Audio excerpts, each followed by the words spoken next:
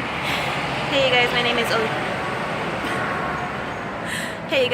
is Oshun the Great, and welcome to my beautiful channel. It is really noisy out here, but I'm going to try my best to speak as clear as I can. And I just woke up. I don't even care. I'm trying to get these videos out to you guys. But recently I had kind of like a epiphany or a revelation with a friend last night. We were discussing the third eye and what it really is. And a lot of times when we are in this spiritual culture or the metaphysical realm or new age information, we can take it overboard. We can make it more complex than it really is.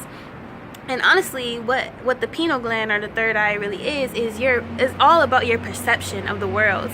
And when people are saying that your pineal gland is closed, when they're saying your pineal gland is closed or dormant, they're really saying that you aren't using it. So when you are not gifted the information or the knowledge to use it, then of course it's going to be dormant. It's going to be closed.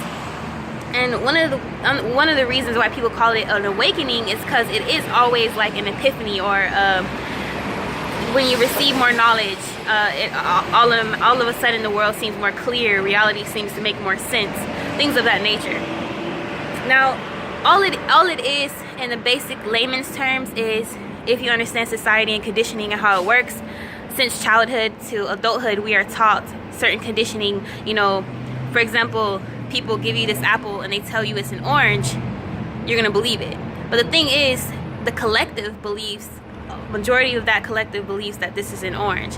So when you're operating from a closed perspective of reality, or your third eye is closed, you're thinking that this apple is an orange, because so many people have made you believe that this item is what it is, even though, because you don't act from a standpoint of questioning it.